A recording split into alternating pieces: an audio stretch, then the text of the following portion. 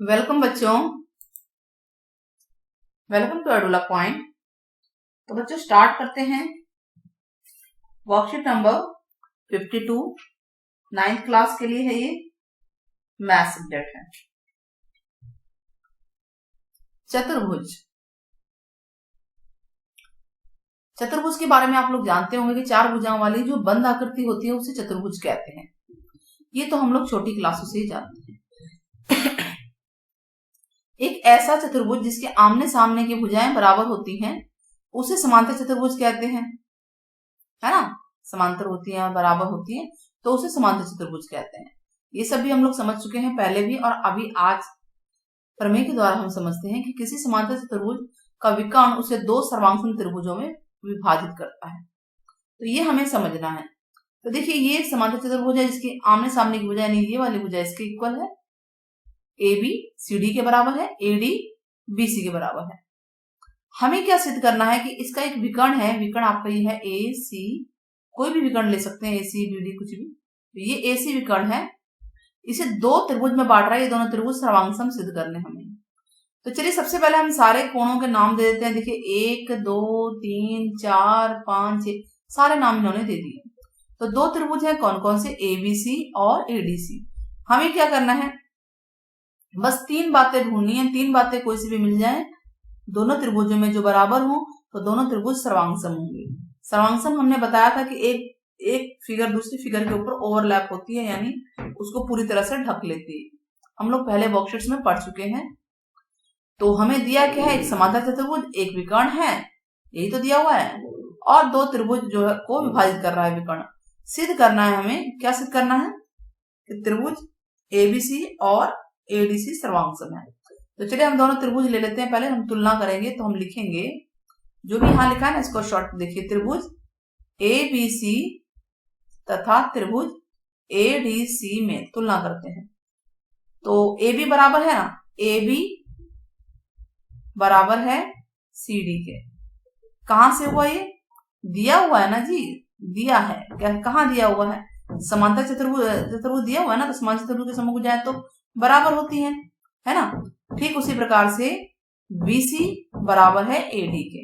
ये BC AD के बराबर है। ये भी हमें दिया हुआ है कि समांतर चतुर्भुज की सम्मुख भुजाएं बराबर होती हैं। तीसरी बात, AC बराबर AC है। AC दोनों में कॉमन है, कॉमन यानी कि उभयनिष्ठ। तो तीन बातें हमें मिल गई। तीन बातें कौन कौन सी मिली है? साइड साइड साइड यानी भुजा भुजा भुजा। इस नियम हमने इस नियम से इसको किया है, ठीक है। भुजा भुजा भुजा वाले नियम से किया है कि त्रिभुज एबीसी सर्वांगसम हो गया त्रिभुज एडीसी के। क्या नियम लगाया हमने? साइड साइड साइड, ठीक है। भुजा भुजा भुजा सर्वांगसमता का नियम है।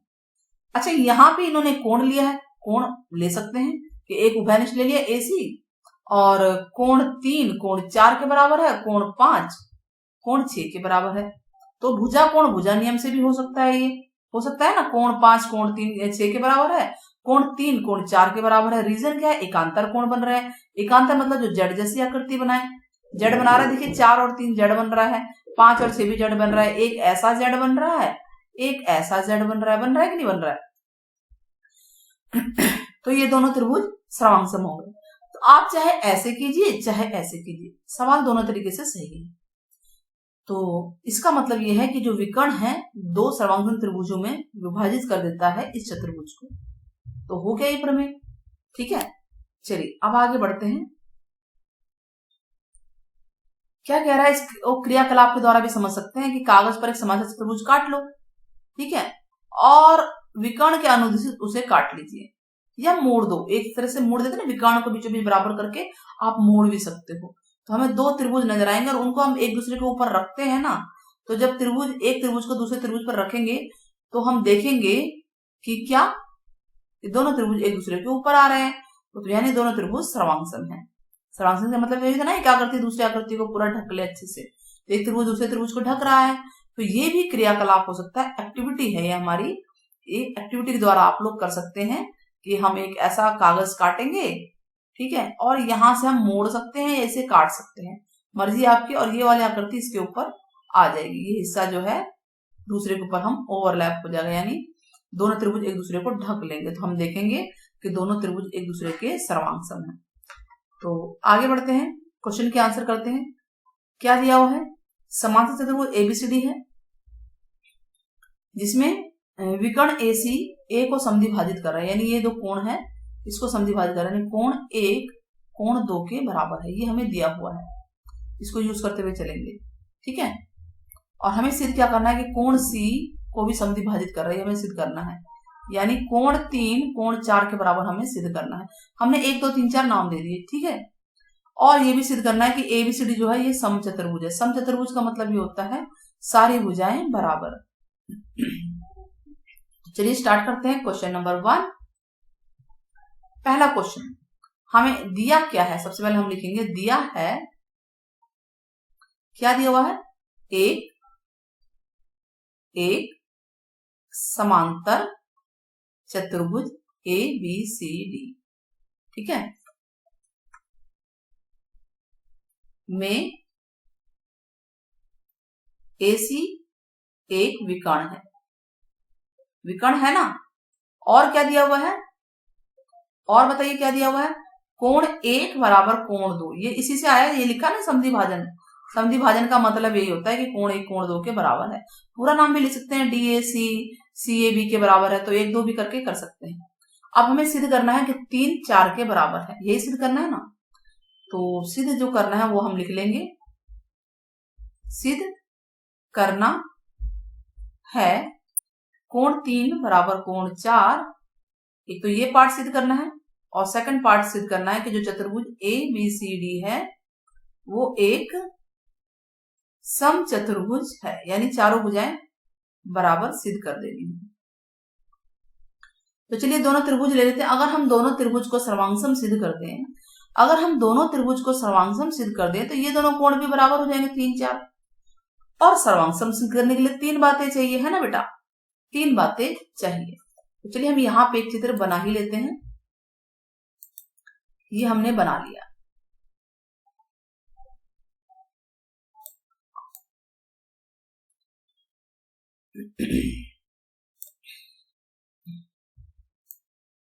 ठीक है, और इसका एक विकर्ण भी बना लेते हैं। ये हमने इसका विकर्ण बना लिया। क्लियर है? ठीक है, तो चतुर्भुज का नाम क्या है? A B C D.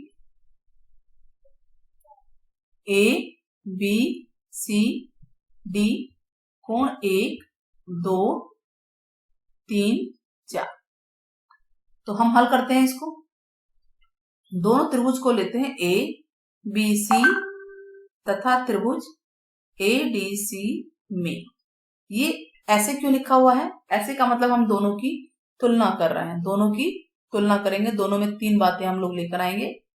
तो पहली बात तो देखिए, दोनों में एसी उभयनिष्ठ है कि नहीं है? एसी बराबर एसी, क्यों? कॉमन है दोनों में, उभयनिष्ठ है, ठीक है। दूसरी बात कि कोण 1 बराबर है कोण 2 के, ये तो हमें दिया हुआ है। चलिए 2 बात तो बड़े आराम से मिल गई। तीसरी बात बेटा इस वर्ड में छुपी हुई है, समांतर के अंदर। समांतर का मतलब होता है कि ए बी भुजा विपरीत भुजा बराबर है ना, सी डी के बराबर होगी, और ए डी बी सी के बराबर होगी। तो कोई भी एक ले लेते हैं, ए बी बराबर सी डी। क्या लिखेंगे हम? ये भी दिया हुआ है, समूह भुजा है ना, आप दिया है लिख सकते हैं, या आप ये लिख सकते हैं कि समांतर चतुर्भुज की समूह भुजाएं बराबर होती हैं। तो छोटा छोटा लिखिए, ज्यादा बड़ा लिखने की जरूरत नहीं है। तो इसका मतलब यह है कि त्रिभुज ए बी सी सर्वांगसम हो गया त्रिभुज किसके? ए डी सी के। और क्या नियम लगा? हम देख रहे हैं कि भुजा कोण भुजा साइड एंगल साइड, हमने नियम लगाया। तो त्रिभुज अगर सर्वांगसम हो गए तो ये पहला पार्ट था, और ये दूसरे में भी यही काम आएगा। तो सर्वांगसम हो गया तो कोण 3 कोण 4 के बराबर आ गया सीपीसीटी, ठीक है। और सेकंड पार्ट के लिए आप ये देखिए कि ये कोण 1 कोण 2 के बराबर है, 3 4 के बराबर, तो यानी ये वाला हिस्सा एडी वाला हिस्सा पूरी तरह से AB पे आ जाएगा और CD वाला हिस्सा BC पे आ जाएगा, है ना। इसका मतलब कि AD AB के इक्वल है ना। AD इक्वल है AB के और BC इक्वल है CD के, BC इक्वल है CD के, ठीक है। और ये भी रीजन होगा CPCD। तो इसका मतलब ये है कि चारों भुजाएं AB, BC, CD और AD सब बराबर हैं। चारों भुजाएं बराबर होंगी तो क्या होगा, चतुर्भुज ABCD एक समचतुर्भुज है। यही तो हमें सिद्ध करना था ना।